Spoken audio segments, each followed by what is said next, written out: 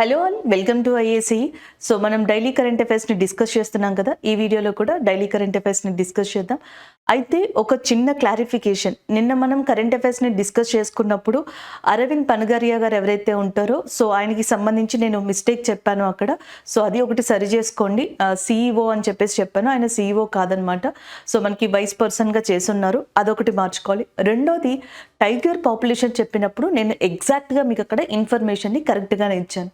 కాకపోతే నేను ఒక మాట చెప్పాల్సింది, అందుకని కొంతమంది స్టూడెంట్స్ కన్ఫ్యూజ్ అయ్యారు. సో మీకు టైగర్ సెన్సస్లో టైగర్ పాపులేషన్ 3167 అని ఇచ్చారు. రీసెంట్గా ఈ ఇయర్లో మనకి జూలై ఆ టైంలోనూ అండ్ అంతకు ముందరో మనకి టూరిజం మినిస్టర్ ఉన్నారు కదా, జి కిషన్ రెడ్డి గారు. సో ఆయన ఒక రిటర్న్ రిప్లైని ఒక మినిస్టర్కి ఇచ్చారనమాట పార్లమెంట్లో. అండ్ అలాగే ఆ ప్రూఫ్తో పాటు, అంటే ఆ రీసోర్సెస్తో పాటు మనకి wild life institute of India అని చెప్పేసి ఉంది, దాని డైరెక్టర్ వికే తివారీ గారు. సో ఆయన కూడా ప్రెస్కి ఒక ఇన్ఫర్మేషన్ ఇచ్చారు. ఈ రెండు సోర్సెస్ని తీసుకొని ఆ ఇన్ఫర్మేషన్ ప్రకారం టైగర్ పాపులేషన్ ఇండియాలో 3682 అని చెప్పారు. సో కొంతమంది స్టూడెంట్స్ ఏమన్నారంటే 3167 కదా, 3682 ఎలా చెప్తారో అని అడిగారు. సో అక్కడ వికే తివారీ గారు, the director of the wild life institute of India, so ఆయన ప్రెస్కి రిలీజ్ చేసిన నోట్లో లేదా ప్రెస్కి చెప్పినప్పుడు కావచ్చు. అండ్ ఈ మినిస్టర్, టూరిజం మినిస్టర్ మనకి రిటర్న్ రిప్లై ఇచ్చినప్పుడు ఏమని ఇన్ఫర్మేషన్ ఇచ్చారంటే 3167 is a minimum count of tiger population in India. అది ఫోటోగ్రాఫర్స్ ఎవరైతే టైగర్స్ని మనకి తీస్తారో ఫోటోగ్రాఫర్స్కి సంబంధించి లేదా ఆ ఫొటోస్కి సంబంధించిన కౌంట్ అది.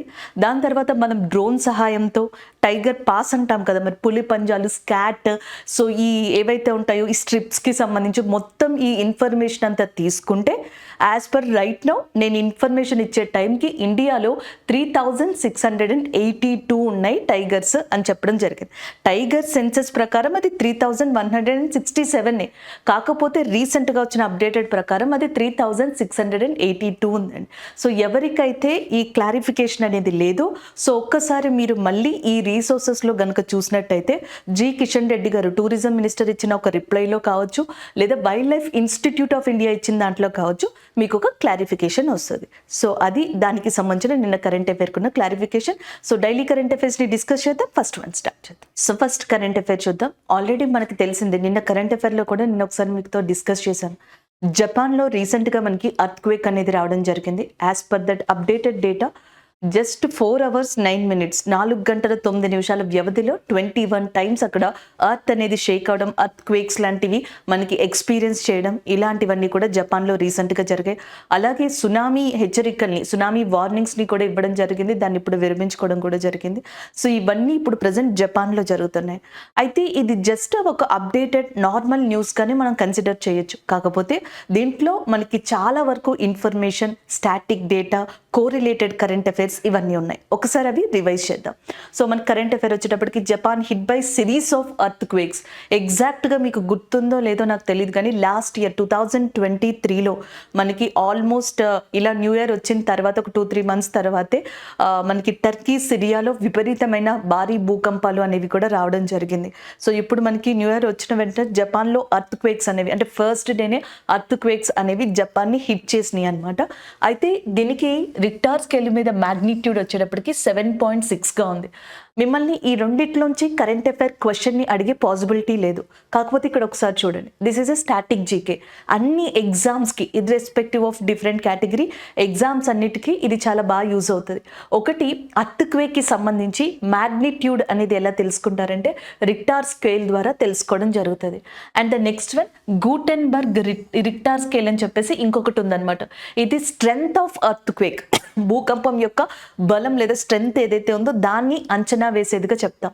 ఇంకొకటి Mercalli scale, intensity of earthquake with respect to that people and property and environment.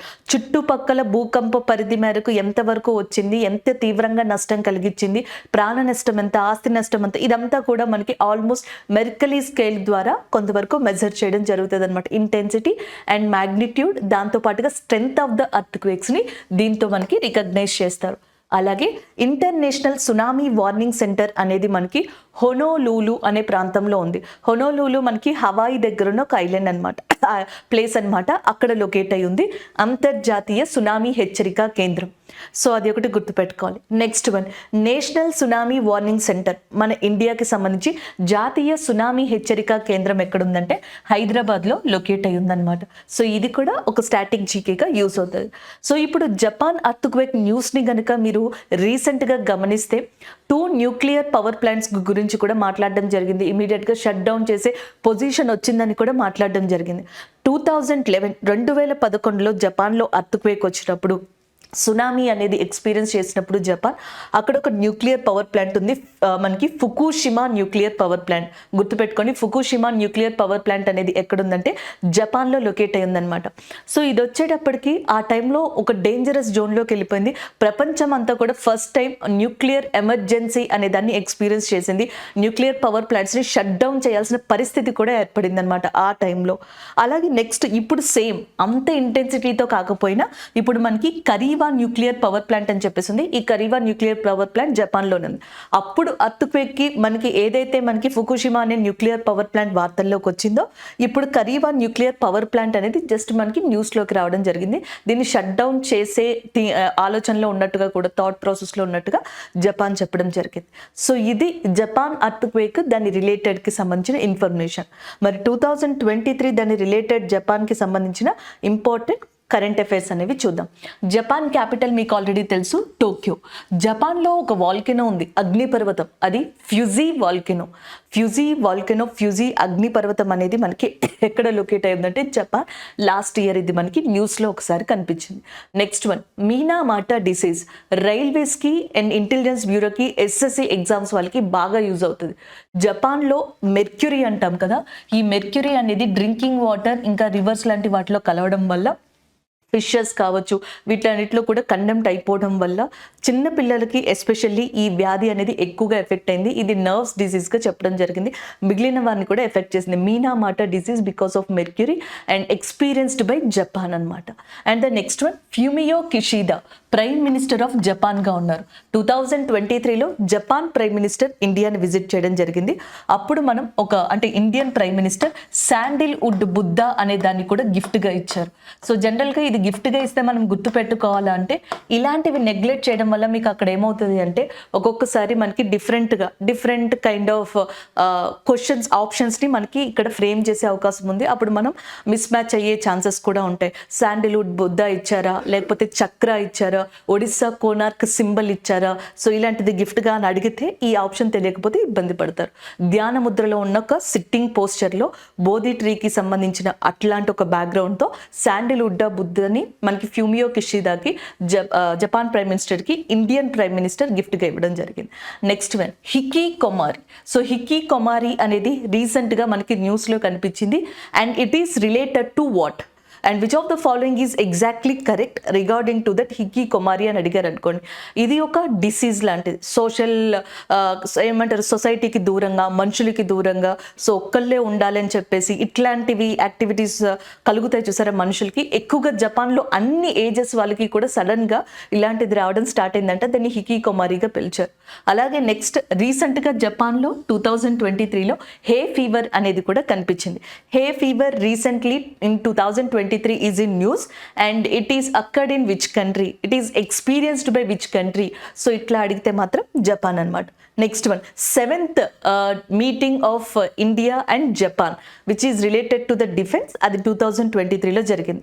ఇప్పటికే ఇండియా జపాన్కి సంబంధించి మనం ఎక్సర్సైజ్ని కండక్ట్ చేస్తున్నాం, యుద్ధ విన్యాసాలు. అలాగే మనకి మంచి ట్రేడ్ రిలేషన్స్ కూడా ఉన్నాయి. డిఫెన్స్ రిలేషన్స్ని ఇంకా బాగా పెంచుకునేందుకు 7th మీటింగ్, ఈ నెంబర్ గుర్తుపెట్టుకోవాలి, రీసెంట్గా ఇండియాకి జపాన్కి సంబంధించి 2023లో కండక్ట్ చేశారు. నెక్స్ట్ చూడండి, స్పిరాంథెస్ అనేది ఏదైతే ఉందో, సో ఈ స్పిరాంథస్ అనే ఒక ఆర్చిడ్ అంట, ఒక పుష్పం లాంటిది అని చెప్తున్నారు. ఇది చాలా రేర్గా కనిపిస్తుందంట, కొంచెం గ్లాస్లా ఉంటుందంట. సో ఇది మనకి జపాన్లో చాలా చోట్ల ఐడెంటిఫై చేశారు. అండ్ కొత్తగా ఐడెంటిఫై చేసిన ఆర్చిడ్ జాతికి సంబంధించిందే ఈ స్పిరాంథిస్ అనే దాన్ని చెప్తున్నారు. స్పిరాంథిస్ని రీసెంట్గా ఏ కంట్రీ వాళ్ళు రికగ్నైజ్ చేశారంటే జపాన్. జపాన్ అన్నమాట. సికా డీర్, సికా దుప్పే అంటాం, దీన్ని జపనీస్ డీర్ అని కూడా పిలుస్తారు. ఇది కూడా 2023లో న్యూస్లో ఉండడం జరిగింది. జపాన్లో కాకుండా ఇదే డీర్ మనకి ఇంకెక్కడ కనిపిస్తుంది అంటే చైనా కంట్రీలో కనిపిస్తుంది, అలాగే తైవాన్ కంట్రీలో కూడా ఇది మనకి కనిపించడం జరుగుతుంది. ఇది మొత్తం అన్ని ఎగ్జామ్స్కి కూడా చాలా బాగా యూజ్ అవుతుందండి. ఎక్సర్సైజ్ 2023 జపాన్కి ఇండియాకి సంబంధించి జిమాక్స్. సో జపాన్ ఇండియా మిలిటరీ ఎక్సర్సైజ్గా చెప్పచ్చు. ఇది 7th టైం అనమాట. సో మనకి డిఫెన్స్ మీటింగ్ 7th టైమే, ఎక్సర్సైజ్ కూడా 7th టైమే. దీన్ని ఎక్కడ నిర్వహించారు ఈ సంవత్సరం అంటే విశాఖపట్నంలో 2 phases దీనిని నిర్వహించారు. ఇండియా తరపున ఐఎన్ఎస్ ఢిల్లీ అనేది ఫస్ట్ టైం పార్టిసిపేట్ చేసిందంట. దాంతో పాటుగా ఐఎన్ఎస్ శక్తి అనేది కూడా పార్టిసిపేట్ చేయడం జరిగింది. ఐఎన్ఎస్ ఢిల్లీ అనేది ఏదైతే ఉందో ఇది ఒక మిసైల్ డిస్ట్రాయర్ గా చెప్తున్నారు. సో దీంతో పాటుగా ఐఎన్ఎస్ కామరోటా అనేది కూడా మనకి కమోటా అనేది కూడా పార్టిసిపేట్ చేసింది. P8I కూడా పార్టిసిపేట్ చేయడం జరిగింది. సో ఒక్కొక్కసారి ఐఎన్ఎస్ సహ్యాద్రియా, ఐఎన్ఎస్ ఉదయగిరియా, ఐఎన్ఎస్ ఢిల్లీనా మనకి విశాఖపట్నం జిమాక్స్లో పార్టిసిపేట్ చేసింది. ఇలాంటి క్వశ్చన్స్ అడిగే ఛాన్సెస్ ఉన్నాయి. ఇది ఒకసారి 2023లో G7 సమిట్ కూడా మనకి ఎక్కడ జరిగింది అంటే హిరోషిమా అనే ప్రాంతం జపాన్లోనే జరిగిందనమాట. So this is all about this current affair అండి. క్వాడ్ కంట్రీస్ అని చెప్పేసి అంటాం, కావాలంటే ఒకసారి ఇది రివైజ్ చేయండి. క్వాడ్ కంట్రీస్లో ఏమేమి ఉంటాయంటే USA అనేది ఉంటుంది, అలాగే ఆస్ట్రేలియా అనేది ఉంటుంది, దాంతోపాటుగా Japan and India. USA, Australia, Japan, India ఉండే సభ్య దేశాల కూటమిని క్వాడ్ కూటమి అంటారు. సో ఇవి ఎవ్రీ ఇయర్ కండక్ట్ చేసే ఎక్సర్సైజ్ ఏది అంటే మల్బార్ ఎక్సర్సైజ్. మల్బార్ ఎక్సర్సైజ్నే క్వాడ్ ఎక్సర్సైజ్ అని కూడా పిలుస్తారు. సో మీరు అసలు కన్ఫ్యూజ్ అవ్వద్దు అండ్ మోర్ ప్రాపర్గా ఇది బాగా గుర్తుపెట్టుకోండి. ఏది జపాన్ ఇండియా మిలిటరీ ఎక్సర్సైజ్ అనేది చాలా ఇంపార్టెంట్. అది ఒకటి. ఇవి నార్మల్గా మీకు ఈజీగా వచ్చేసేవి, ఒకసారి రివైజ్ చేస్తే అది కూడా ప్రాబ్లం లేదు. సో నెక్స్ట్ వన్ నేను ఏదైతే ఇక్కడ మీకు మెన్షన్ చేశానో ఇది 2023 కరెంట్ అఫైర్స్కి సంబంధించినవి అనమాట. సో ఇట్లా మీరు డివైడ్ చేసి చదువుకుంటే ఈజీగా ఉంటుంది.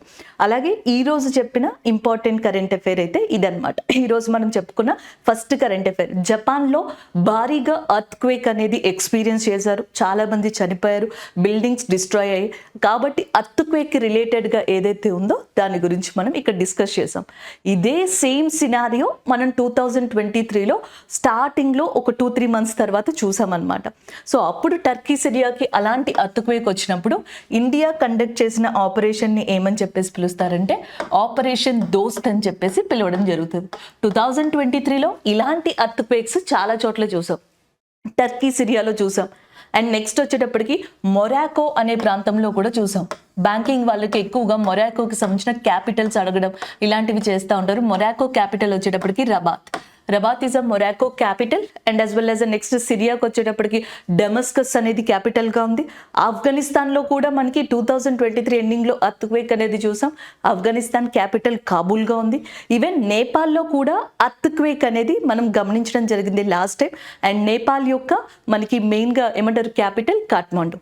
రీసెంట్గా ఎక్స్టర్నల్ అఫైర్స్ మినిస్టర్ ఎవరైతే ఉన్నారో విదేశాంగ వ్యవహారాల శాఖ మంత్రి సుబ్రహ్మణ్యం జైశంకర్ గారు సో ఇప్పుడు నేపాల్ని విజిట్ చేయనున్నారు. గతంలో మనం డిస్కస్ చేసాం, గుర్తుందా? ఆయన రష్యాని విజిట్ చేశారు. తమిళనాడులోని ఏదైతే న్యూక్లియర్ పవర్ ప్రాజెక్ట్ ఉందో కల్పాకం ప్రాజెక్ట్ అనేది, సో దాని గురించి డిస్కస్ చేయడం జరిగింది రష్యాతోటి. సో రష్యాని విజిట్ చేయడం జరిగింది. ఇప్పుడు నెక్స్ట్ మనకి ఆయన నేపాల్ని విజిట్ చేయనున్నారనమాట ఈ 2-3 daysలో. This is all about this first current affair అండి. Next current affair, one liner current affair, ఒక ఇనాగ్రేషన్కి సంబంధించి. ప్రైమ్ మినిస్టర్ నరేంద్ర మోదీ గారు తమిళనాడుని ఈరోజు విజిట్ చేశారు. ఈ విజిట్లో భాగంగా తమిళనాడులోని తిరుచిరపల్లి అనే ఏదైతే మనకి ప్లేస్ ఉందో అక్కడ ఇంటర్నేషనల్ ఎయిర్పోర్ట్ అనేది ఉంది. ఆ ఇంటర్నేషనల్ ఎయిర్పోర్ట్లో కొత్తగా నిర్మించిన టెర్మినల్ 2 అనే దాన్ని మనకి న్యూ టెర్మినల్ని ప్రారంభించడం జరిగింది. New terminal and which is inaugurated by that prime minister Narendra Modi గారు రీసెంట్లీ ఇన్ తిరుచిరపల్లి ఇంటర్నేషనల్ ఎయిర్పోర్ట్గా చెప్పొచ్చు. అది ఇక్కడ కరెంట్ అఫైర్ అండి. మనం ప్రీవియస్ కరెంట్ అఫైర్స్లో కూడా చూసాం, మీకు గుర్తుండే ఉంటుంది. మనకి ఏదైతే అయోధ్యకి సంబంధించిన ఎయిర్పోర్ట్ కావచ్చు దాన్ని పేరు మార్చారు అని చెప్పేసి మనం డిస్కస్ చేసుకున్నాం. మహర్షి వాల్మీకి ఇంటర్నేషనల్ ఎయిర్పోర్ట్గా. సో దానికి సంబంధించి inaugurations prime minister Narendra Modi గారు పార్టిసిపేట్ చేస్తారు అని మనం మాట్లాడుకోవడం జరిగింది December 31st. ఇప్పుడు Jan 2న ప్రైమ్ మినిస్టర్ నరేంద్ర మోదీ గారు తమిళనాడు తర్వాత కేరళ, లక్షద్వీప్ని కూడా ఆయన విజిట్ చేయనున్నారు.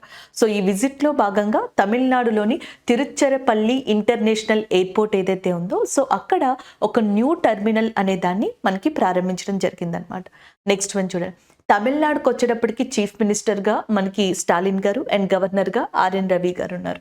అండ్ అక్కడ ఉన్న important national parks, Guindy national park, Guindy జాతీయ పార్క్, ముదుమలై అనేది అండ్ ముకుర్తి. మనకి ఆస్కార్ అవార్డ్స్ 2023లో 2 అవార్డ్స్ వచ్చాయి ఇండియాకి. ఒకటి ఆర్ఆర్ మూవీకి సంబంధించిన నాటు నాటు సాంగ్కి, ఇంకొకటి ఎలిఫెంట్ విస్పర్ అనే డాక్యుమెంటరీకి. ఎలిఫెంట్ విస్పర్ అనే డాక్యుమెంటరీ మనకి ఈ ముదుమలై నేషనల్ పార్క్లోనే పిక్చరైజ్ తీయడం జరిగింది. అండ్ నెక్స్ట్ వన్, ఇక్కడ మనకు ఒక బయోస్పియర్ కూడా ఉంది తమిళనాడులో. దాని పేరు గల్ఫ్ ఆఫ్ మన్నార్గా చెప్పడం జరుగుతుంది. వెరీ ఇంపార్టెంట్ వన్గా చెప్పొచ్చు అనమాట. ఈ తమిళనాడుని ఆనుకునే మనకి ఒక న్యూక్లియర్ పవర్ ప్లాంట్ కూడా లొకేట్ అయింది, Kudankulam nuclear power plant, which is located in Tamil Nadu ఏరియాగా చెప్పొచ్చు. అండ్ కులశేఖర పట్టణం అని చెప్పేసి తమిళనాడులో ఒక ప్లేస్ ఉందన్నమాట. ఇక్కడ ఇండియన్ గవర్నమెంట్ అనేది మనకి సెకండ్ స్పేస్ పోర్ట్ అనే దాన్ని నిర్మించబోతుంది. ఇండియా యొక్క సెకండ్ స్పేస్ పోర్ట్ అనేది ఎక్కడ నిర్మించబోతున్నారు అంటే మనకి కులశేఖర పట్టణం, which is located in Tamil Nadu area. Tamil Nadu is very famous for Jallikattu festival. Jallikattu ఫెస్టివల్కి ఇది చాలా ఫేమస్గా చెప్తాం. ఇది తమిళనాడుకి సంబంధించిన స్టాటిక్ జీకే అనమాట. అయితే ఒకసారి ఇక్కడ మిగతావి తమిళనాడుకి సంబంధించినవి ఒకసారి ఇక్కడ చూద్దాం. ఒక పాయింట్ వచ్చేటప్పటికి చూడండి, తమిళనాడులో న్యూ ఇయర్కి సంబంధించిన ఆ నేమ్ వచ్చేటప్పటికి పుట్టనాడు. మనం ఉగాది అని ఎట్లా మాట్లాడుకుంటాం, లేకపోతే డిఫరెంట్ నేమ్స్ తోటి డిఫరెంట్ స్టేట్స్లో, అలాగే ఇక్కడ వచ్చేటప్పటికి తమిళనాడులో పుట్టనాడు అనేది న్యూ ఇయర్ అనే సెన్స్లో వస్తుందంట. అండ్ ద నెక్స్ట్ వన్ చూడండి, బ్రౌన్ ముర్రే అనే ఒక స్నేక్ని, ఒక పాముని రీసెంట్గా ఎక్కడ కనుక్కున్నారు అంటే తమిళనాడులోని కడలూరు అనే ప్రాంతం ఏదైతే ఉందో అక్కడ రికగ్నైజ్ చేశారు. ఈవెన్ తమిళనాడుని డానిష్ పీపుల్ కావచ్చు, లేకపోతే నెక్స్ట్ వచ్చేటప్పటికి మనకి బ్రిటిషర్స్ కావచ్చు, ఎక్కువగా సెటిల్మెంట్స్ ఆక్యుపై చేసుకుని ఉన్నారు ఒకప్పుడు. 400 సంవత్సరాల క్రితం డానిష్ ఫోర్ట్ ఏదైతే ఉందో అది రీసెంట్గా మనకి న్యూస్లోకి రావడం జరిగింది. ఇక్కడ కొన్ని మనకి రినోవేషన్స్ని చేస్తున్నారు, మార్పులు చేస్తున్నారు, కొన్ని కోట్లని వెచ్చించి ఇక్కడ చేయడం జరుగుతుంది. దానివల్ల న్యూస్లో ఉంది. అయితే డానిష్ ఫోర్ట్ ఎక్కడుందని సింపుల్గా అడిగేయకుండా తమిళనాడులో ఎక్కడుంది అని అడిగితే మాత్రం గుర్తుపెట్టుకోండి, ట్రాంకోబర్, తిరుచిరపల్లియ, మధురయ్య, తుట్టుకోడి ఇట్లాంటివి ఏమన్నా ప్లేసెస్ ఇస్తే మీరు ట్రాంకోబర్గా గుర్తుపెట్టుకోండి. Tamil Nadu state government factories bill 2023 అనే దాన్ని తీసుకొచ్చింది. ఒకప్పుడు తమిళనాడు గవర్నమెంట్ ఫ్యాక్టరీస్ చట్టం 1948 అనే దాన్ని ఫాలో అవుతూ ఉందన్నమాట. సో దీంట్లో కొన్ని సెక్షన్స్ లైక్ సెక్షన్ 65A అని కొన్నిటిని చేంజ్ చేయడం కోసమని ఈ ఫ్యాక్టరీ బిల్ 2023ని తీసుకొచ్చింది. ఏది అంటే మనకి తమిళనాడుగా చెప్పొచ్చు. వాళ్ళ స్టేట్లో దీన్ని చేంజెస్ చేసుకున్నారనమాట. And the next one, Vaigai నది అనేది న్యూస్లో ఉంది. తమిళనాడులో వైగై నది ఏదైతే ఉంది అది న్యూస్లో ఉంది. దానికి కారణం మన మదురై పోటరీ, మన మదురై కుండల తయారీ. మదురైలో ఇది చాలా ఫేమస్. అండ్ తమిళనాడు నుంచి ఇది GI ట్యాగ్, భౌగోళిక గుర్తింపును కూడా పొందింది. సో ఈ పాట్స్ తయారీలో యూజ్ చేసే మట్టి ఉంటుంది చూసారా, అది వైగై నది నుంచే వస్తుందంట. అది చాలా ఫేమస్గా కూడా చెప్తా ఉంటారు అనమాట. 2 కాంబినేషన్స్లో మనకి ఈ క్వశ్చన్ బాగుంటుంది. సో ఒకవేళ GI ట్యాగ్ గురించి ఇచ్చినా పెట్టచ్చు, లేదా ఈ నది గురించి ఇచ్చినా పెట్టచ్చు అనమాట. నెక్స్ట్ వన్ చూడండి. సో గత కొన్ని నెలలుగా గవర్నర్ వర్సెస్ చీఫ్ మినిస్టర్, ఇక్కడ ఇలా రాయకూడదు జనరల్గా, బట్ సిచ్యువేషన్ అనేది తమిళనాడులో అలా ఉంది కాబట్టి అది మీకు ఒక్కసారి డిస్కస్ చేయడానికి నేను ఇట్లా మెన్షన్ చేశాను. తమిళనాడులో ఉన్న ఇప్పుడు ప్రజెంట్ ప్రాబ్లం ఒకటి, గవర్నర్ వర్సెస్ చీఫ్ మినిస్టర్. కొన్ని నెలల క్రితం నుంచి జరుగుతూ ఉంది. మొన్న రీసెంట్గా కొన్ని మనకి సొల్యూషన్స్ని సుప్రీంకోర్టు ఇవ్వడం జరిగింది, సజెషన్స్ని. సుప్రీంకోర్టు చీఫ్ జస్టిస్ అయిన చంద్రచూడ్ గారు గవర్నర్కి కొన్ని ఆప్షన్స్ని, అంటే ఆప్షన్స్ ఇన్ ద సెన్స్ గవర్నర్కి కొన్ని రికమెండేషన్స్ని ఇవ్వడం జరిగింది. సో ఏవైతే డిస్ప్యూట్స్ ఉన్నాయో అవి త్వరగా సార్ట్ అవుట్ చేసుకోండి, సో బిల్స్ని త్వరగా పాస్ చేయండి, ఇట్లాంటివి చెప్పడం జరిగింది. అసలు ప్రాబ్లం ఏంటి అనేది చూద్దాం. ఒక రాష్ట్రంలో చట్టాన్ని తీసుకురావాలంటే ప్రొసీజర్ వచ్చేటప్పటికి ఇలా ఉంటుంది. ఏదైనా ఒక యాక్ట్ తీసుకురావాలనుకోండి ఒక స్టేట్లో, ఫస్ట్ ఆ స్టేట్ అసెంబ్లీలో దానిని ఒక బిల్ ఫార్మెట్లో ప్రవేశపెట్టి ఆ అసెంబ్లీలో అది పాస్ అయిన తర్వాత అది గవర్నర్ దగ్గరికి ఎసెంట్, అంగీకారానికి వెళ్తుంది. గవర్నర్ గనుక ఎసెంట్ ఇచ్చినట్టయితే సో అప్పుడు మనకి ఆ బిల్ కాస్త చట్టంగా మారుతుంది. So when bill passed by the assembly and it is reached to that government, if governor is given assent on that particular bill and that bill become as a act అన్నమాట. అలా bill చట్టంగా మారుతుంది. And article 200 ప్రకారం గవర్నర్కి కొన్ని options ఉన్నాయి, లేకపోతే కొన్ని అధికారాలు ఉన్నాయి ఈ బిల్స్కి సంబంధించి. ఒకటి, ఆయన దగ్గరకు వచ్చిన బిల్లుకి ఆయన ఎసెంట్ అంగీకారాన్ని ఇవ్వచ్చు, దాన్ని చట్టంగా మార్చుకోవచ్చు. నెక్స్ట్ వన్, వచ్చిన బిల్లుని విత్ హోల్డ్ చేయొచ్చు, లేదా ప్రెసిడెంట్ ఆఫ్ ఇండియాకి సంబంధించి పంపడానికి రిజర్వ్ చేయొచ్చు. ఇట్లాంటివి కొన్ని ఉన్నాయన్నమాట. అయితే ఇందులో కొన్ని కండిషన్స్ కూడా ఉన్నాయి. ఒకవేళ ఆయన ఏదైనా ఒక బిల్ని విత్ హోల్డ్ చేయడం కానీ, లేకపోతే నెక్స్ట్ మనకి ఒక బిల్లుని ఆయన అసెంబ్లీకి తిరిగి పంపారనుకోండి, ఆయన అంగీకారాన్ని ఇవ్వకుండా అసెంబ్లీకి తిరిగి పంపితే, ఒకవేళ అసెంబ్లీ మళ్ళీ దాన్ని గవర్నర్ దగ్గరికి కనుక పంపితే, అప్పుడు గవర్నర్ దగ్గర ఆప్షన్స్ ఉండవు, ఆయన దానికి సంబంధించి అంగీకారాన్ని తెలిపాల్సి ఉంటుంది, రిజెక్ట్ చేయడానికి ఉండదు అనమాట. ఇలాంటివన్నీ దీంట్లో ఉన్నాయి. ఆ డిస్కషన్స్ జరుగుతుంది. జస్టిస్ చంద్రచూడ్ గారు ఉన్న ఆప్షన్స్లో ఏదో ఒక ఆప్షన్స్ చూస్ చేసుకుని ఆ బిల్లుకి ఎసెంట్ ఇవ్వడమో, తిరిగి పంపడమో, లేకపోతే ఇంకేదైనా రిఫరెన్స్కి సంబంధించి కావచ్చు. సో ఇట్లాంటిది ఈ 3 ఆప్షన్స్ని చూస్ చేసుకుని అక్కడ మనకి గవర్నమెంట్కి గవర్నర్కి మధ్యలో ఈ బిల్లు విషయంలో ఇష్యూస్ ఏవైతే ఉన్నాయో అవి సార్ట్ అవుట్ చేసుకోమని రీసెంట్గా సుప్రీంకోర్టు చెప్పిందనమాట. ఇది మీకు పాలిటీ పరంగా నార్మల్గా కూడా బాగా యూజ్ అవుతుంది. అండ్ ద నెక్స్ట్ వన్ చూడండి, పలాని పంచామృతం కావచ్చు, లేకపోతే మలై పొన్నాడు ఏదైతే ఉందో, ఇవన్నీ మలై పొండు, ఇవన్నీ కూడా జిఐ ట్యాక్స్ అండి. తమిళనాడుకి సంబంధించిన జిఐ ట్యాక్స్గా చెప్పొచ్చు. జిఐ ట్యాక్స్ గురించి చూసాం, నేషనల్ పార్క్ చూసాం, కోరిలేటెడ్ కరెంట్ అఫైర్స్ చూసాం. దాంతోపాటుగా తమిళనాడులో జరుగుతున్న ఒక ఇష్యూ, రీసెంట్గా తమిళనాడు ఫేమస్ యాక్టర్ విజయకాంత్ గారు మరణించారు, ఒబిచరీస్లో ఉన్నారనమాట. ఆయన గురించి కూడా మనం డిస్కస్ చేయడం జరిగింది. ఒకసారి ఆయనకి సంబంధించిన పార్టీ ఏదైతే ఉంటుందో ఆ పార్టీ పేరు కావచ్చు, డీటెయిల్స్ని ఒకసారి గుర్తుపెట్టుకోండి. This is all about that current affair related to that. Recently PM visited Tamil Nadu area, and ఈ రోజు ఆయన విజిట్ చేశారు మార్నింగ్, అండ్ టెర్మినల్ని మనకి స్టార్ట్ చేయడం జరిగింది. So next current affair just 1 liner. మీరు అది ఆ కరెంట్ అఫైర్ని గుర్తుపెట్టుకుంటే సరిపోతుంది, ఇది ఒకటి మనకి న్యూస్లో వచ్చింది అని చెప్పి. బట్ కొన్ని ఎగ్జామ్స్లో లాస్ట్ ఇయర్ మనం చూసింది ఏంటంటే అన్ఎక్స్పెక్టెడ్గా కొన్ని టాపిక్స్ నుంచి క్వశ్చన్స్ ఇచ్చారు. మనం అసలు గెస్ చేయం, ఇలాంటి టాపిక్స్ నుంచి ఇలాంటి క్వశ్చన్స్ ఇస్తారా అని చెప్పేసి. అంటే అలాంటి వాటిని మనకి ఆప్షన్స్గా ఇవ్వగలరా అని కొంచెం డిఫికల్ట్గా కూడా అనిపించింది చాలామంది స్టూడెంట్స్కి. ఆ ఎగ్జాంపుల్ని దాన్ని దృష్టిలో పెట్టుకొని ఒకసారి ఈ కరెంట్ అఫైర్ నుంచి కొన్ని ఇంపార్టెంట్ పాయింట్స్ నేను ఇక్కడ రాశాను, చూసుకోండి. కర్ణాటక శిల్పి అరుణ్ యోగిరాజు గారు మనకి న్యూస్లో ఉన్నారు. Karnataka famous sculpture and Arun Yogiraj గారు ఈజ్ ఇన్ న్యూస్. దీనికి కారణం అయోధ్య మందిర్. మనకి ఈ నెలలో అయోధ్య మందిర్ అనేది స్టార్ట్ కాబోతుంది అనమాట, Jan 22 ఆ టైంలో. అయితే అక్కడ విగ్రహ ప్రతిష్టాపన ఏదైతే ఉందో, ఏవైతే ఐడల్స్ ఉన్నాయో వాటిని తయారు చేయడానికి 3 పర్సన్స్ని ఎన్నుకున్నారు. So there are 3 members who are chosen by that panel members or a panel team of Ayodhya Mandir. And ఎందుకు అంటే ఈ స్టాట్యూస్ని మనకి తయారు చేయడానికి. అందులో ఒక పర్సన్ మనకి అరుణ్ యోగిరాజు గారు. అయితే ఈ మధ్యన కొన్ని రూమర్స్ రావడం వల్ల ఆయన ఉండరని కొంతమంది, ఉంటారని కొంతమంది, మనకి యూనియన్ మినిస్టర్ అయిన ప్రహ్లాద్ గారు ఒక ట్వీట్ చేసి ఆ ట్వీట్తో పాటుగా సేమ్ అలాంటి పిక్నే మనకి ట్వీట్లో పెట్టడం జరిగిందనమాట. అరుణ్ యోగిరాజు గారు is also one of the part of this project అని చెప్పేసి. అయితే అరుణ్ యోగిరాజ్ గారు గతంలో కొన్ని ఇంపార్టెంట్ స్టాట్యూస్ని ఆయన తయారు చేశారు. అందులో ఒకటి ఢిల్లీ దగ్గర ఇండియా గేట్ ఉంది చూసారా, ఆ ఇండియా గేట్ దగ్గర ఉన్న సుభాష్ చంద్రబోస్ గారి విగ్రహాన్ని మనకి తయారు చేసి ఇచ్చింది ఆయనే.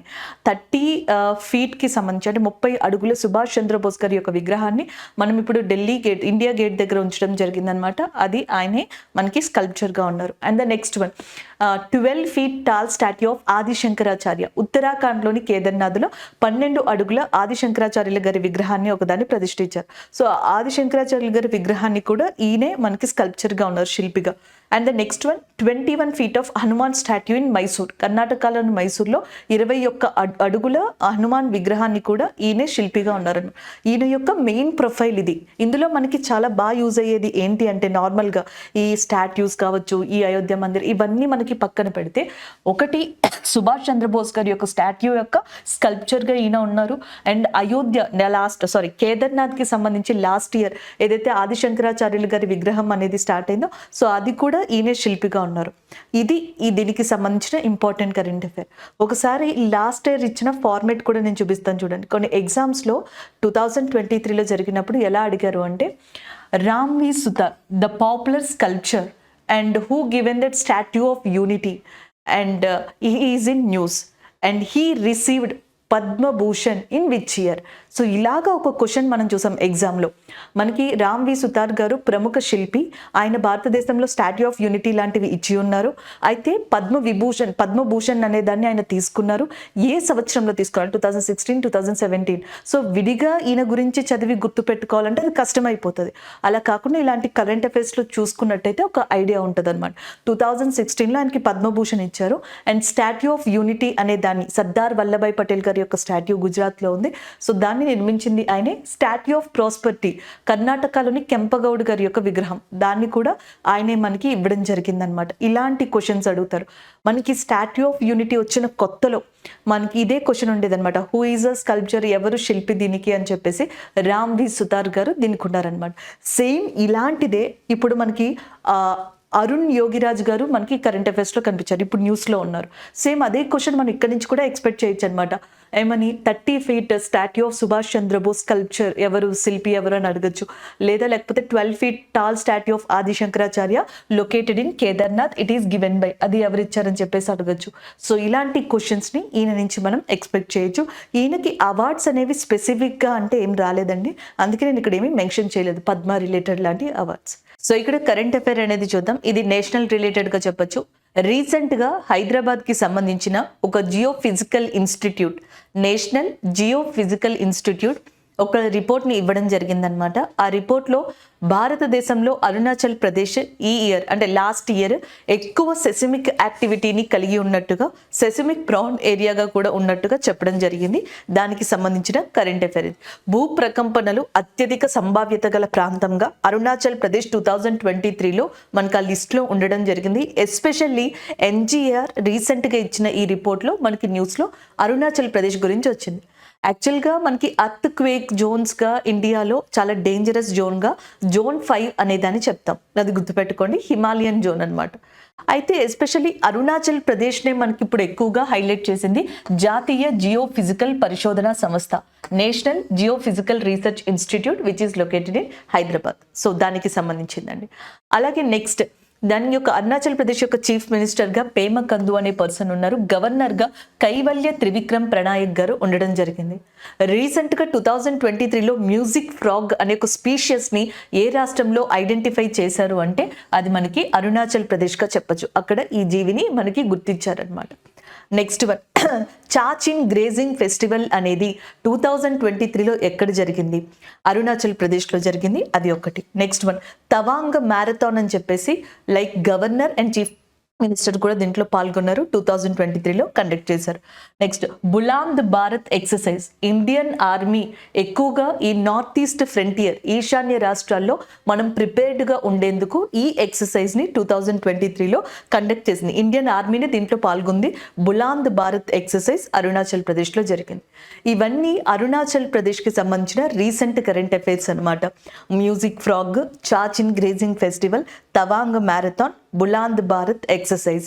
సో వాటితో పాటుగా మనకి ఈ నేషనల్ జియోఫిజికల్ రీసెర్చ్ ఇన్స్టిట్యూట్ ఇచ్చిన దాని ప్రకారం భారతదేశంలో ప్రజెంట్ అరుణాచల్ ప్రదేశ్ 2023కి సంబంధించిన డేటా ప్రకారం చూసుకుంటే హైలీ ప్రోన్ టు సెసిమిక్ ట్రిగర్గా కూడా ఉండడం జరిగింది.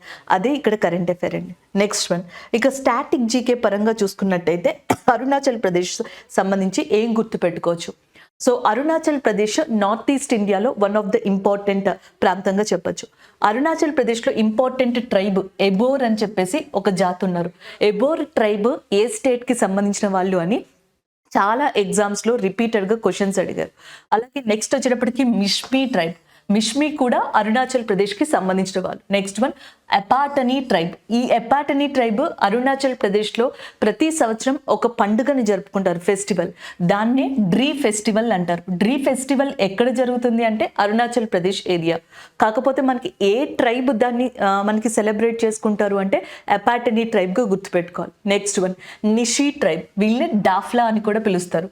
డాఫ్లా ట్రైబ్ అన్న నిషి అన్న ఒకటేనంట. అరుణాచల్ ప్రదేశ్లో ఎబోర్, మిష్మీ, ఎపాటనీ వీళ్ళందరూ కూడా ట్రైబ్స్ అనమాట. మోస్ట్లీ ఏతోనే స్టార్ట్ అవుతున్నాయి. ఒక రకంగా ఎట్లయినా గుర్తుపెట్టుకోవడానికి ట్రై చేయండి. అరుణాచల్ ప్రదేశ్లో one of the important festival, one of the world famous ఫెస్టివల్గా కూడా చెప్తారంట, zero festival of music. Zero festival of music, zero valley festival of music అని కూడా పిలవచ్చు అనమాట దీన్ని. అరుణాచల్ ప్రదేశ్లో ఫేమస్ ఇది. నెక్స్ట్ వన్ అరుణాచల్ ప్రదేశ్ విషయానికి వస్తే అక్కడ మనకి మౌలింగ్ నేషనల్ పార్క్ జాతీయ పార్కు, నామ్దఫా జాతీయ పార్కు, నమేరి జాతీయ పార్క్ ఇవన్నీ అరుణాచల్ ప్రదేశ్ దగ్గర ఉన్నాయి. అరుణాచల్ ప్రదేశ్లో important tiger రిజర్వ్గా Pakki tiger reserve అనేదాన్ని చెప్తాం. అలాగే అరుణాచల్ ప్రదేశ్లో ఇంపార్టెంట్ పాస్ కనుమగా దిపు పాస్ అనేదాన్ని చెప్తాం. దిపు పాస్కి ఇటు ఇండియా, అటు చైనా, ఇటు మయన్మార్ అనేవి ఉంటాయి అన్నమాట. సో అందుకు దీన్ని చెప్పడం జరుగుతుంది. నెక్స్ట్ వన్ అస్సాం విషయానికి వస్తే నార్త్ ఈస్ట్ ఇండియాలో వన్ ఆఫ్ ద స్టేట్ కదా. అస్సాం విషయానికి వస్తే ఇండియాలో మోస్ట్ పాపులర్ టీ ప్రొడక్షన్కి సంబంధించిన స్టేట్గా చెప్పొచ్చు. ఓల్డెస్ట్ క్రూడ్ ఆయిల్కి సంబంధించిన రిజర్వ్ చమురు బావి దిగ్బాయ్ అంటాం, అది అస్సాంలో లొకేట్ అయి ఉంది. మజూలీ ఐలాండ్ అనేది అస్సాంలో చాలా ఫేమస్ అన్నమాట. ఇండియా మొత్తంలో కూడా Mawsynram Cherrapunji most rainfall places మేఘాలయలో ఉన్నాయి. అండ్ ద నెక్స్ట్ వన్ మణిపూర్కి సంబంధించిన కూకీ ట్రైబ్స్ 2023లో వన్ ఆఫ్ ద ఇంపార్టెంట్ ఇష్యూగా మనకి ఇండియన్ కరెంట్ అఫైర్స్కి సంబంధించి ఉన్నారన్నమాట. సో ఇవి ఓవరాల్గా కొన్ని correlated important points. Especially Arunachal ప్రదేశ్కి సంబంధించి నేషనల్ పార్క్స్, ఒక పాస్ పేరు, అండ్ నెక్స్ట్ మనకు ఒక టైగర్ రిజర్వ్, అక్కడ ఉన్న ట్రైబ్స్, వాళ్ళకి సంబంధించిన కొన్ని ఫెస్టివల్స్ చెప్పడం జరిగింది. ఇప్పుడు ఇదే అరుణాచల్ ప్రదేశ్లో ఏమవుతుందంటే సెసిమిక్ యాక్టివిటీస్ పెరిగిపోతున్నాయి అని చెప్పి మనకి national Jio physical institute Hyderabad కేంద్రంగా ఉంది, అది ఒక రిపోర్ట్లో మనకి వెల్లడించడం జరిగింది. This is all about this current affair. And next one చూద్దాం. నెక్స్ట్ కరెంట్ అఫైర్ అపాయింట్మెంట్కి సంబంధించింది. రాజస్థాన్కి నూతన ముఖ్య కార్యదర్శిగా అపాయింట్ అయ్యారు మనకి సుదర్శన్ పంత్ గారు. సో దానికి సంబంధించింది. Sudarshan Pant recently appointed as a new chief secretary of Rajasthan. So దానికి సంబంధించిన కరెంట్ అఫైర్ ఇది వరకు రాజస్థాన్ యొక్క చీఫ్ సెక్రటరీగా మనకి ఉషా శర్మ గారు ఉన్నారు. ఉషా శర్మ గారిని రీప్లేస్ చేస్తూ సుదర్శన్ పంత్ అనే పర్సన్ మనకి ఇప్పుడు అపాయింట్ అవ్వడం జరిగిందనమాట. చీఫ్ సెక్రటరీని chief minister of a particular state, అంటే ఆ రాష్ట్రం యొక్క కార్యదర్శిని ఆ రాష్ట్ర ముఖ్యమంత్రి నియమిస్తారు. A particular state chief secretary will be appointed by that and respected state chief మినిస్టర్గా చెప్పొచ్చు అనమాట. సో అది ఇక్కడ మనకి మెయిన్ ఇంపార్టెంట్ పాయింట్. అలాగే రాజస్థాన్కి సంబంధించి కనుక చూసుకున్నట్టయితే చీఫ్ మినిస్టర్గా భజన్ లాల్ శర్మ గారు, గవర్నర్గా కల్రాజ్ మిశ్రా గారు, క్యాపిటల్గా Jaipur which is known as a pink సిటీగా ఉందన్నమాట. ఇవి కామన్గా మీరు చాలా బాగా గుర్తుపెట్టుకోవాల్సిన అంశాలు రాజస్థాన్ అంటే. And the next one Rajasthan is very famous for desert which is called as a Thar. Thar ఎడారికి famous. Oldest mountains in India Aravalli రాజస్థాన్లోనే ఉంది. స్మాలెస్ట్ రివర్ ఇన్ ఇండియా, భారతదేశంలో అతి చిన్న నది అర్వారి కూడా రాజస్థాన్లోనే ఉంది. Rajasthan is very famous for copper mines, రాగి గనులకి ప్రసిద్ధి. దాని పేరు K3 మైన్స్గా చెప్తాం. రాజస్థాన్లోని ఉదయ్పూర్కి దగ్గరలో జావార్ గనులు అని చెప్పేసి ఉన్నాయి. ఇవి జింక్కి చాలా ఫేమస్ అన్నమాట. సో మనం ఆల్రెడీ కొన్ని national parks and national parks, tiger reserves గురించి రాజస్థాన్కి సంబంధించిన పూర్తి ఇన్ఫర్మేషన్ కోరిలేటెడ్ కరెంట్ అఫైర్స్ని లాస్ట్ వీక్ కరెంట్ అఫైర్స్లో నేను మొత్తం కూడా మీకు ఇవ్వడం జరిగిందనమాట. ఏవి నేషనల్ పార్క్స్, మనకి నేషనల్ పార్క్స్లో సరిస్కా అనేది ఉంది, రణతంబోర్ అనేది ఉంది, కియోలాడియో నేషనల్ పార్క్, ఇవన్నీ మనం డిస్కస్ చేసాం. దాంతోపాటుగా రామ్గర్, విషదారి లాంటి ఏవైతే జాతీయ టైగర్ రిజర్వ్స్ ఉన్నాయో, నేషనల్ టైగర్ రిజర్వ్స్, వాటి గురించి కూడా మనం డిస్కస్ చేయడం జరిగింది. రాజస్థాన్లో important cities, important places, reverse, ఇవన్నీ కూడా లాస్ట్ టైం కరెంట్ అఫైర్స్లో మనం మెన్షన్ చేసాం. ఒక్కసారి అవి రివైజ్ చేసుకుని వీటిని యాడ్ చేసుకుంటే మీరు సరిపోతుంది. ఇది ఈ వన్ లైనర్ కరెంట్ అఫైర్. రాజస్థాన్కి న్యూ చీఫ్ సెక్రటరీగా సుదర్శన్ పంత్ గారు అపాయింట్ అవ్వడం జరిగింది ఉషా శర్మ గారి యొక్క ప్లేస్లో. Chief minister, governor and capital, important places and important mines. Already national parks దగ్గర సంబంధించి మీకు నోట్స్ ఉంది కాబట్టి నో ప్రాబ్లం. టైగర్ రిజర్వ్స్కి సంబంధించి ఉంది అండ్ సిటీస్కి సంబంధించి కూడా ఉంది. రాజస్థాన్కి సంబంధించి సేమ్ ఇలాంటి ఇన్ఫర్మేషన్నే ఒక అపాయింట్మెంట్కి సంబంధించి కూడా చెప్పుకున్నాం. మనకి సెంట్రల్ ఇండస్ట్రియల్ సెక్యూరిటీ ఫోర్స్ అని చెప్పేసి ఉంది. దీనికి నీనా సింగ్ గారు రీసెంట్గా అపాయింట్ అయ్యారు మనకి డైరెక్టర్ జనరల్గా. అంటే first women director general of CISF Neena Singh. ఆమె స్వతహాగా రాజస్థాన్కి సంబంధించిన వ్యక్తి, రాజస్థాన్ క్యాడర్కి సంబంధించిన వ్యక్తి. అంతేకాకుండా రాజస్థాన్ స్టేట్ నుంచి అపాయింట్ అయిన ఫస్ట్ విమెన్ IPS ఆఫీసర్గా కూడా ఆమెను చెప్పొచ్చు అంట. సో ఇలా దాన్ని కూడా మనం డిస్కస్ చేసుకోవడం జరిగింది. దానికి సంబంధించిన కరెంట్ అఫైర్ ఇది. సో నెక్స్ట్ కరెంట్ అఫైర్ చూడండి, డెజర్ట్ సైక్లోన్ అనే ఎక్సర్సైజ్కి సంబంధించింది. డెజర్ట్ సైక్లోన్ 2024 అనే యుద్ధ విన్యాసం. సో మనకి ఈ సంవత్సరం జాన్ 2 నుంచి జాన్ 15 మధ్యలో రాజస్థాన్లోని థార్ డెజర్ట్లో జరగబోతుంది. అండ్ ఇది ఇండియాకి యూఏఈకి సంబంధించిన ఎక్సర్సైజ్. డెజర్ట్ సైక్లోన్ ఎక్సర్సైజ్ మనకి ఎవరికి సంబంధించింది ఇది గుర్తుపెట్టుకోండి. సైక్లోన్ 1 అని చెప్పేసి ఉంటుంది. సైక్లోన్ 1 అనే ఎక్సర్సైజ్ అనమాట. ఈ సైక్లోన్ 1 అనే ఎక్సర్సైజ్ ఇండియా ఈజిప్ట్కి సంబంధించింది. డెజర్ట్ సైక్లోన్ అనే ఎక్సర్సైజ్ ఇండియా యూఏఈకి సంబంధించి ఈ సంవత్సరం థార్ ఎడారి రాజస్థాన్లో జరగబోతుంది. జాన్ 2 నుంచి జాన్ 15 మధ్యలో దానికి సంబంధించి. గతంలో కూడా 2023లో యూఏఈలో ఒక ఎక్సర్సైజ్ని కండక్ట్ చేశామన్నమాట. అది కూడా గుర్తుపెట్టుకోండి. యూఏఈతో కలిసి అదే కంట్రీలో ఇండియా జాయే తల్వార్ అనే ఒక యుద్ధ విన్యాసాన్ని కండక్ట్ చేసింది.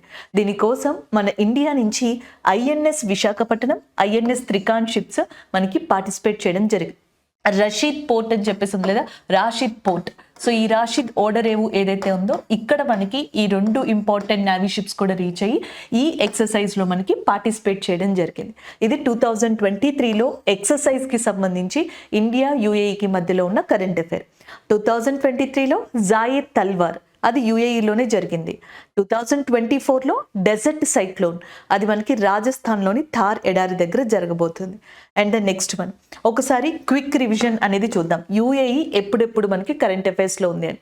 నిన్న నేను కరెంట్ అఫైర్స్ చెప్పినప్పుడు బ్రిక్స్ గురించి ఫస్ట్ కరెంట్ అఫైర్లో చెప్పాను. బ్రిక్స్ అంటే Brazil, Russia, India, China, south Africa.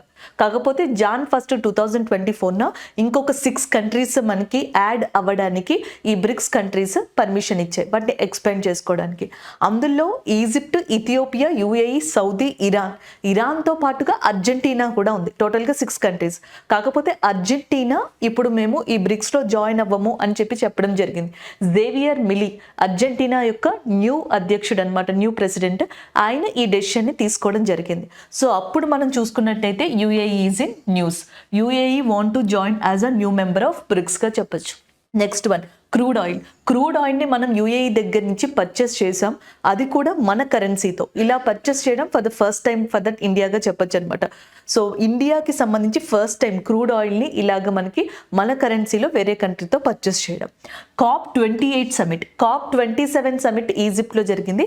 28 summit 2023 December మంత్లో యూఏఈలో జరిగింది.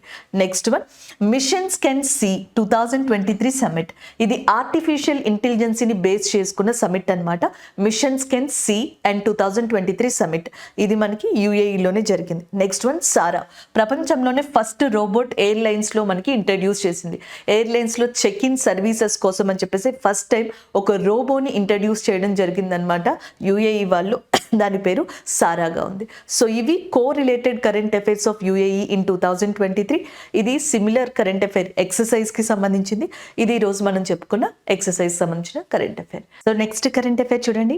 సాగర పరిక్రమ 10th ఫేజ్ అనేది రీసెంట్గా స్టార్ట్ అయింది. అది కూడా మనకి తమిళనాడు దగ్గర స్టార్ట్ అయింది అనమాట. సో ఒక్కసారి ఇది మిస్ మ్యాచ్ అయింది మనకి పిక్ అనేది. దాన్ని పక్కన పెట్టేసేయండి. పిక్కి దీనికి సంబంధం లేదు, కొంచెం మిస్ మ్యాచ్ అయింది. సో మనకి 10th ఫేజ్ ఆఫ్ సాగర పరిక్రమ అనేది తమిళనాడులో రీసెంట్గా స్టార్ట్ అయింది. యూనియన్ మినిస్టర్ యానిమల్ అండ్ హస్బెండరీకి సంబంధించిన ఎవరైతే మనకి పరుషోత్తం రూపాలా గారు ఉన్నారో ఆయన ప్రారంభించారు. 1 జాన్ నుంచి మనకి ఇది స్టార్ట్ అయిపోయింది ఆల్రెడీ. 1 జాన్ నుంచి 6th జాన్ మధ్యలో ఈ సాగర పరిక్రమ అనేది ఆంధ్రప్రదేశ్, పుదుచ్చేరి ఈ ప్రాంతాలని కవర్ చేయనుందనమాట. చెన్నై నుంచి స్టార్ట్ అయింది. అసలు సాగర పరిక్రమ ఎందుకు స్టార్ట్ చేశారంటే ఫిషరీస్.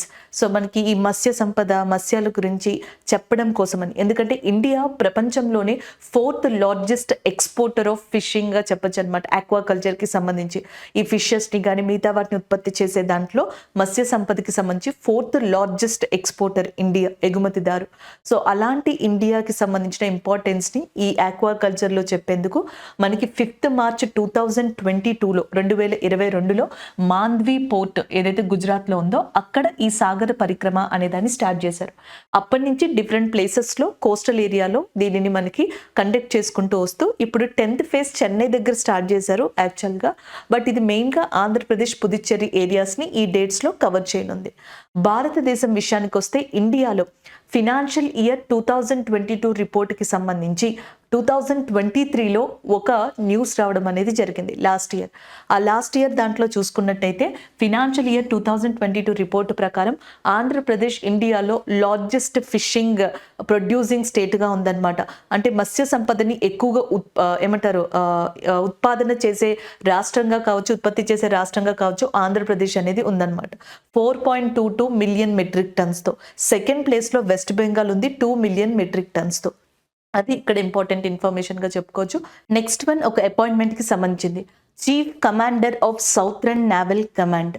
సో మనకి దక్షిణ నావీ కమాండ్కి సంబంధించి చీఫ్ కమాండర్గా రీసెంట్గా శ్రీనివాస్ గారు, వైస్ అడ్మిరల్ శ్రీనివాస్ గారు అపాయింట్ అయ్యారు. ఈయన ఎవరైతే మనకి హంపి హోలీ అనే పర్సన్ ఉన్నారో ఆయనని రీప్లేస్ చేస్తూ ఈయన అయ్యారు అపాయింట్మెంట్కి సంబంధించింది. And next southern naval command ఏదైతే ఉందో నావీ కమాండ్కి సంబంధించి దాని హెడ్ క్వార్టర్స్ కొచ్చిన్లో ఉంది. మనకి ఇంపార్టెంట్ నావీ హెడ్ క్వార్టర్స్ అనేవి లేదా ఈ కమాండింగ్ హెడ్ క్వార్టర్స్ అనేవి సౌత్, వెస్ట్, ఈస్ట్లో ఉన్నాయి. వెస్ట్ నావీకి సంబంధించి అంటే పశ్చిమాన నావికా దళానికి సంబంధించి హెడ్ క్వార్టర్స్ ముంబైలో ఉంది. అండ్ సౌత్లో కొచ్చిలో ఉందన్నమాట దక్షిణాన. అండ్ ఈస్టర్న్ వచ్చేటప్పటికి విశాఖపట్నం ఉంది. సో ఇవి మీకు యూజ్ అవుతాయి జీకే పరంగా. అలాగే నావీ డే వచ్చేటప్పటికి December 4th Indian navy day కింద రికగ్నైజ్ చేయబడింది. సో ఇక్కడ మనం ఈరోజు MCQs చూద్దాం కరెంట్ అఫైర్స్కి సంబంధించినవి. So the government has imposed anti-dumping duty on gypsum boards and tiles coming from which country? So మనకి gypsum boards కి సంబంధించి టైల్స్ కి సంబంధించి ఏ కంట్రీ నుంచి మన కంట్రీ లోపలికి ఇవి వచ్చినప్పుడు వాటి మీద యాంటీ డంపింగ్ డ్యూటీ అనే దాన్ని విధించడం జరిగింది గవర్నమెంట్ ఆఫ్ ఇండియా రీసెంట్గా అంటున్నారు. Like China, Russia, Pakistan and USA. So answer వచ్చేటప్పటికి option A is the correct answer, China. Along with China Oman కంట్రీకి కూడా. సో సాధారణంగా ఏమవుతుంది అంటే మనం ఇండియాలో మన యొక్క అవుట్పుట్స్ ఏవైతే ఉంటాయో, మన యొక్క రీసోర్సెస్ ఏవైతే ఉంటాయో వాటి మీద వేరే కంట్రీస్ యొక్క అవుట్పుట్స్ ఎఫెక్ట్ చూపించకుండా ఉండడానికి యాంటీ డంపింగ్ డ్యూటీ అనేదాన్ని విధిస్తారు. అంటే మన కంట్రీలో ఏ అనే ప్రొడక్ట్ ఆల్రెడీ ఉంది, కానీ ఒమన్ నుంచి కూడా ఏ అనే ప్రొడక్ట్ వస్తుంది అనుకోండి. సో దానివల్ల ఇక్కడ మనకి ఎక్కువగా ఎఫెక్ట్ అవుతుంది, మన గూడ్స్ ఎక్కువగా ఎఫెక్ట్ అవుతాయి. అలా అవ్వకుండా ఉండడానికి వీటి మీద యాంటీ డంపింగ్ డ్యూటీ అనేదాన్ని విధిస్తారు. సో దీని యొక్క కాస్ట్ అనేదాన్ని పెంచుతారు. సో దాంతో మన రీసోర్సెస్ ఎక్కువగా సర్క్యులేట్ అవుతాయి, మనవి ఎక్కువగా వాడుకలో ఉంటాయి. సో అలా అని చెప్పేసి ఈ కంట్రీ నుంచి కూడా మనకి షార్టేజ్ వచ్చినప్పుడు ఇవి యూజ్ అవుతాయి. అలా యాంటీ డంపింగ్ డ్యూటీని మనకి విధించడం జరుగుతుంది. జస్ట్ నేను ఎగ్జాంపుల్కి చెప్పాను, బట్ థియరిటికల్గా దీని డెఫినేషన్స్, అప్రోచబిలిటీ కొంచెం డిఫరెంట్గా ఉంటుంది. అలాంటి యాంటీ డంపింగ్ డ్యూటీని జిప్సమ్ బోర్డ్స్, టైల్స్కి సంబంధించి చైనా, ఒమన్ కంట్రీస్ మీద ఇండియా విధించడం జరిగింది రీసెంట్గా. రష్యా గురించి మనం డిఫరెంట్ కైండ్ ఆఫ్ కరెంట్ అఫైర్స్ని ఆల్రెడీ డిస్కస్ చేసాం. రష్యా ఇప్పుడు మనకి ఉక్రెయిన్తో సంబంధించి ఈ ఇంపార్టెంట్ వార్కి సంబంధించింది. అండ్ బ్రిక్స్లో వన్ ఆఫ్ ద మెంబర్గా ఉంది, G20లో వన్ ఆఫ్ ద మెంబర్గా ఉంది, షాంఘై కోఆపరేషన్ ఆర్గనైజేషన్లో వన్ ఆఫ్ ద మెంబర్గా ఉంది. అండ్ నెక్స్ట్ పాకిస్తాన్కి సంబంధించిన సవీరా ప్రకాష్ గారు first women from the Hindu community who is participating in Pakistan ఎలక్షన్స్గా చెప్పొచ్చు అనమాట. నెక్స్ట్ యుఎస్ఏతో ఇండియాకి different kind of current affairs ఉన్నాయి. లైక్ యుద్ధ అభ్యాస్, వజ్ర ప్రహార్, కాప్, ఇలాంటివన్నీ కూడా ఇండియా యుఎస్ఏతో కలిసి కండక్ట్ చేసుకుంటున్న యుద్ధ విన్యాసాలుగా చెప్పొచ్చు అనమాట. This is all about this current affair అండి. Option A is the correct answer. So next current affair చూడండి. Which state created world record for simultaneous mass Surya Namaskar? So మనకి 2024లో ఒక స్టేట్ ఒక వరల్డ్ రికార్డ్ని క్రియేట్ చేసింది. 51 డిఫరెంట్ కేటగిరీస్, ఒకసారి categories చూడండి. 51 different కేటగిరీస్తో 108 different లొకేషన్స్లో, ఒక స్టేట్లోనే 108 డిఫరెంట్ లొకేషన్స్లో సూర్య నమస్కారాన్ని చేసి ఒక స్టేట్ వరల్డ్ రికార్డ్ని క్రియేట్ చేసింది. ఆ స్టేట్ వచ్చేటప్పటికి Gujarat. Option C is the correct answer. Gujarat chief minister మనకి భూపేంద్ర పటేల్ గారు, గుజరాత్ యొక్క గవర్నర్ ఆచార్య దేవ్రత్ గారు. గుజరాత్లోని ఇంపార్టెంట్ సిటీస్లో ఒకటి సూరత్. ఇది ఎక్కువగా ఫ్రీక్వెంట్గా కరెంట్ అఫైర్స్లో మనకి కనిపిస్తూ వచ్చింది. దీన్ని డైమండ్ సిటీ ఆఫ్ ఇండియాగా కూడా పిలవచ్చు. గుజరాత్లో one of the important national పార్క్గా గిర్ నేషనల్ పార్క్ అనే దాన్ని చెప్పొచ్చు అనమాట. అలాగే ఇంపార్టెంట్గా ఉన్న ఏరియాస్లో గుజరాత్లో మనకి రన్ ఆఫ్ కచ్ అనేది ఉంది, అది బయోస్పియర్గా కూడా లొకేట్ అయి ఉంది. ఇక రాజస్థాన్ గురించి మనం చాలా డిఫరెంట్ కరెంట్ అఫైర్స్ని చెప్పుకున్నాం. రామ్గర్, విషుదారి లాంటి టైగర్ రిజర్వ్స్ గురించి మనం డిస్కస్ చేసాం. అది 4th టైగర్ రిజర్వ్ రాజస్థాన్లో. నీనా సింగ్ గారు CISFకి డైరెక్టర్ జనరల్గా వచ్చారు. అలాగే ఈరోజు new chief secretary of of రాజస్థాన్కి సంబంధించి ఎవరైతే సుదర్శన్ ఉన్నారో సుదర్శన్ పంత్ గారి గురించి డిస్కస్ చేయడం జరిగింది. ఇలాంటివన్నీ రాజస్థాన్కి సంబంధించి డిస్కస్ చేసాం. భజన్ లాల్ శర్మ గారు ప్రజెంట్ మనకి దీనికి సంబంధించిన చీఫ్ మినిస్టర్గా ఉన్నారు. ఉత్తరాఖండ్లో హరిద్వార్ అనే ప్లేస్ యోగాకి చాలా ఫేమస్ అంటాం. అంతేకాకుండా మనకి ఉత్తరాఖండ్కి సంబంధించి డిఫరెంట్ యోగా డే సెలబ్రేషన్స్ అనేవి కూడా జరిగాయి. అండ్ ఉత్తరాఖండ్లో ఉన్న డెహ్రాడూన్ మనకి ఫ్రీక్వెంట్గా కరెంట్ అఫైర్స్లో కనిపించుకుంటూ వచ్చింది. అలాగే వందే భారత్ ట్రైన్, ఇండియా యొక్క ఫాస్టెస్ట్ ట్రైన్, దీన్ని డెహ్రాడూన్ అండ్ ఢిల్లీ మధ్యలో స్టార్ట్ చేయడం జరిగిందనమాట. అలాగే ఉత్తరాఖండ్ యొక్క చీఫ్ మినిస్టర్గా పుష్కర్ సింగ్ ధామి ఉన్నారు, గవర్నర్గా గుర్మిత్ సింగ్ గారు ఉన్నారు. And the next one Himachal Pradesh ఉంది. It is very famous for tea, Kangra tea అనే దానికి ఫేమస్, హిల్ స్టేషన్స్కి ఫేమస్. అటల్ టన్నెల్ అనేది రోహతంగ్ పాస్ దగ్గర హిమాచల్ ప్రదేశ్లో లొకేట్ అయి ఉంది. These are all about this current affair. Next one చూద్దాం. నెక్స్ట్ MCQ చూడండి. Which state government has reduced the eligibility age for old age pension especially tribes and Dalits? ఏ రాష్ట్రం మనకి గిరిజనులు మరియు దళితులకి సంబంధించి ఆ రాష్ట్ర ఓల్డ్ ఏజ్ పెన్షన్ ఏదైతే ఆ రాష్ట్ర పెన్షన్ స్కీమ్ ఏదైతే ఉంటుందో సో దాంట్లో మనకి ఏజ్ని తగ్గించడం జరిగింది? ఆన్సర్ వచ్చేటప్పటికి Jharkhand is a correct answer. జార్ఖండ్కి సంబంధించి ఓల్డ్ ఏజ్ పీపుల్ అంటే మనకి వృద్ధులు ఎవరైతే ఉంటారో వాళ్ళకి పెన్షన్ ప్రోగ్రామ్ ఉంది. సో దాంట్లో 60 years ఏజ్ అనేది ఎలిజిబిలిటీగా పెట్టారనమాట. అయితే ఇప్పుడు ఈ దళితులకి ట్రైబ్స్కి దాన్ని 50 yearsకి తగ్గించారు. అంటే దళితులకి ట్రైబ్స్కి 50 years నుంచి వాళ్ళు పెన్షన్ ఇస్తారు, మిగిలిన వాళ్ళకి 60 years నుంచి ఇవ్వడం జరుగుతుంది అనమాట. ఇది ఎందుకు ఇలా చేశారంటే మనకి ట్రైబ్స్లో ఎక్కువగా ఇల్లిటరేట్స్ ఉండడం కావచ్చు, అండ్ వాళ్ళలో ఎక్కువగా డెత్ రేట్ 50 yearsకే కనిపిస్తుందంట. ఎక్కువ శాతం 50 yearsకే చనిపోయే వాళ్ళు కూడా ఉన్నారంట. సో ఇలాంటివి చాలా కాజెస్ ఉండడం వల్ల అందుకని చెప్పేసి ఆ రాష్ట్రంలో ఎస్పెషల్లీ ఈ డెసిషన్ని తీసుకోవడం జరిగింది. ఏజ్ ఎంత నుంచి ఎంతకి తగ్గిస్తున్నారు, ఎవరికి తగ్గిస్తున్నారు, ఏ రాష్ట్రం అనేది చాలా important. And Jharkhand is very famous for Betla national park. Betla national park అనేది జార్ఖండ్లో లొకేట్ అయి ఉంది. అంతేకాకుండా హజరీబాగ్ ప్లాట్యూ అనేది కావచ్చు, అలాగే నెక్స్ట్ వచ్చేటప్పటికి Ranchi plateau. These are all very famous in Jharkhand ఏరియాగా చెప్పొచ్చు. And Madhya Pradesh is a state in India where we have a maximum population of tigers and maximum number of national parks. అత్యధికమైన జాతీయ పార్కులు, అత్యధికమైన అటవీ ప్రాంతం, అత్యధికమైన మనకి పులుల సంఖ్య కలిగిన రాష్ట్రం ఏది అంటే ఇండియాలో మధ్యప్రదేశ్గా చెప్పొచ్చు అనమాట. సో నెక్స్ట్ MCQ చూడండి. Recently which organization celebrated 66th foundation day of its establishment on 1st Jan? So 1st Janకి ఏ ఆర్గనైజేషన్ ఈ క్రింది వాటిలో 66వ ఫౌండేషన్ డే అనే దాన్ని సెలబ్రేట్ చేసుకుంది అని అడుగుతున్నారు. ఆప్షన్ ఏలో ఇస్రో ఉంది. ఇస్రో ఎస్టాబ్లిష్ అయింది 1969 August 15th. సో అప్పుడు మనకి ఇస్రో అనేది ఎస్టాబ్లిష్ అయింది. అయితే మనకి ఈ సంవత్సరం 2023లో August 23rd చంద్రయాన్ 3 అనేది సౌతర్న్ పోల్ ఆఫ్ మూన్ మీద సాఫ్ట్ ల్యాండింగ్ జరిగినందుకు August 23rd అనే దాన్ని ఇండియన్ గవర్నమెంట్ నేషనల్ స్పేస్ డేగా పరిగణించింది. ఇస్రో ప్రయోగించిన చంద్రయాన్ 3 August 23న చంద్రుని యొక్క దక్షిణ ధ్రువం మీద అండ్ విజయవంతంగా ల్యాండ్ అయినందుకు గాను జాతీయ అంతరిక్ష దినోత్సవం నేషనల్ స్పేస్ డేని August 23rd తీసుకోవడం జరిగింది. ఇస్రో లాంటి వాటివి రావడానికి కారణం ఫాదర్ ఆఫ్ ఇండియన్ స్పేస్ ప్రోగ్రామ్గా చెప్పుకునే విక్రమ్ సారాభాయ్ గారు లాంటి వాళ్ళుగా చెప్పొచ్చు అనమాట. ఈయనని ఫాదర్ ఆఫ్ ఇండియన్ స్పేస్ ప్రోగ్రామ్గా చెప్తాం. ఇస్రోకి ప్రజెంట్ చైర్మన్గా సోమనాథన్ గారు ఉన్నారనమాట. ఇది ఇస్రోకి సంబంధించిన ఇన్ఫర్మేషన్. నెక్స్ట్ వన్ డిఆర్డిఓ 1958లో Jan 1st ఎస్టాబ్లిష్ అయింది. ఇది ఎస్టాబ్లిష్ అవ్వడానికి కారణం ఫాదర్ ఆఫ్ అటామిక్ ఎనర్జీగా చెప్పుకునే హోమీ జహంగీర్ బాబా గారు లాంటి వాళ్ళు దీని వెనకాల ఉన్నారు. బేసిక్ మెయిన్ నీడ్స్ ఏవైతే ఉన్నాయో అలాంటి వాటిని ఫస్ట్ కల్పించిన పర్సన్స్లో ఆయన కూడా ఒకళ్ళు అనమాట. సో డిఆర్డిఓ అనేది మనకి 1958 Jan 1st ఎస్టాబ్లిష్ అయింది. రీసెంట్గా 66th ఫౌండేషన్ డే అనే దాన్ని ఇది సెలబ్రేట్ చేసుకోవడం జరిగింది. ప్రెసెంట్ దీని యొక్క చైర్పర్సన్ గా మనకి వి కామత్ గారు ఉండడం జరిగింది. Next one ITBP, Indo Tibetan border police force గా చెప్పొచ్చు. ఐటీబీపీ అనేది ఎస్టాబ్లిష్ అయింది 1962లో. ఇండియా చైనా వార్ తర్వాత ఇది ఎస్టాబ్లిష్ అయింది. రీసెంట్గా 62nd rising day of ITBP అనేది మనకి సెలబ్రేట్ చేసుకోవడం జరిగింది. ఇక్కడ ఆన్సర్ వచ్చేటప్పటికి option B is the correct answer. Next one చూద్దాం. నెక్స్ట్ MCQ చూడండి. Who has appointed MD and CEO of Kotak Mahindra bank? So Kotak Mahindra బ్యాంక్కి MD అండ్ CEOగా ఎవరు అపాయింట్ అయ్యారని అడుగుతున్నారు. Ashok Vaswani and next Sachindra Jagadishan, Shaji K V and justice Rituraj Awasthi. So Rituraj Awasthi గారు 22nd లా కమిషన్కి చైర్మన్గా ఉన్నారు రితురాజ్ గారు. సో అది గుర్తుపెట్టుకోండి. అండ్ నెక్స్ట్ వచ్చేటప్పటికి షాజీ గారు నాబార్డ్కి సంబంధించిన చైర్మన్గా ఉన్నారు. అండ్ నెక్స్ట్ మనకి శశిధర్ గారు HDFCకి సంబంధించిన MD అండ్ CEOగా ఉన్నారు. అశోక్ వాస్వాని గారు ఎవరైతే ఉన్నారో ఆయన రీసెంట్గా కోటక్ మహీంద్రా బ్యాంక్కి MD అండ్ CEOగా అపాయింట్ చేయబడ్డారు. ఆప్షన్ ఏ ఏదైతే ఉందో అది కరెక్ట్ ఆన్సర్ అవుతుంది. ఈరోజు ఏవైతే కరెంట్ అఫైర్స్ డిస్కస్ చేసామో వాటి రివ్యూ చూద్దాం.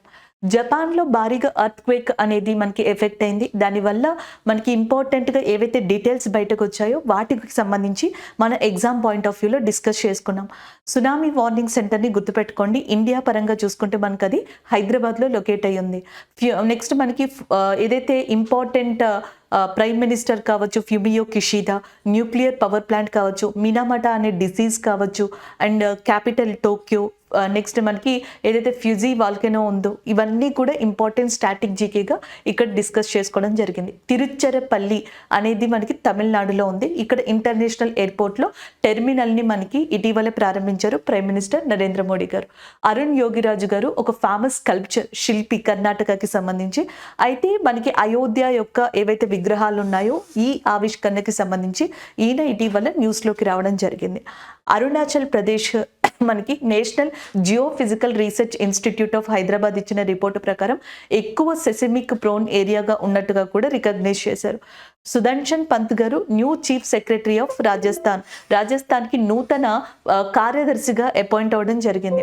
నెక్స్ట్ డెజర్ట్ సైక్లోన్ 2024 ఇండియాకి UAEకి మధ్యలో మనకి డెజర్ట్ సైక్లోన్ అనేది తార్ ఎడారి రాజస్థాన్లో సో ఈ మంత్లో జరగబోతుంది. జాన్ 15th వరకు ఈ ఎక్సర్సైజ్ని కండక్ట్ చేయబోతున్నారు. నెక్స్ట్ సాగర పరిక్రమ 10th ఫేజ్ చెన్నైలో స్టార్ట్ అయింది. ఆంధ్రప్రదేశ్ పుదుచ్చేరి లాంటి ఏరియాస్ని ఇది కవర్ చేయనుంది. 2022 మార్చ్ మంత్లో ఈ ప్రోగ్రామ్ అనేది స్టార్ట్ అయింది గుజరాత్లోని మాందవిలో. నెక్స్ట్ శ్రీనివాస్ గారు ఎవరైతే ఉన్నారో ఆయన సౌత్రన్ కమాండ్ వింగ్కి చీఫ్గా మనకి అపాయింట్ అయ్యారు. సౌత్రన్ కమాండ్ నేవీ వింగ్ అనేది కొచ్చిన్ని హెడ్ క్వార్టర్స్గా కలిగి ఉంది. నెక్స్ట్ MCQస్లో డిఫరెంట్ కరెంట్ అఫైర్స్ని అంటే మనం ఇక్కడున్న కరెంట్ అఫైర్స్ని రిపీట్ చేయకుండా ఇంకొక డిఫరెంట్ 5 కరెంట్ అఫైర్స్ని MCQ రూపంలో డిస్కస్ చేసుకున్నాం. ఇవి ఈరోజు మనం ఓవరాల్గా డిస్కస్ చేసుకున్న current affairs, MCQs and static GK. Thank you.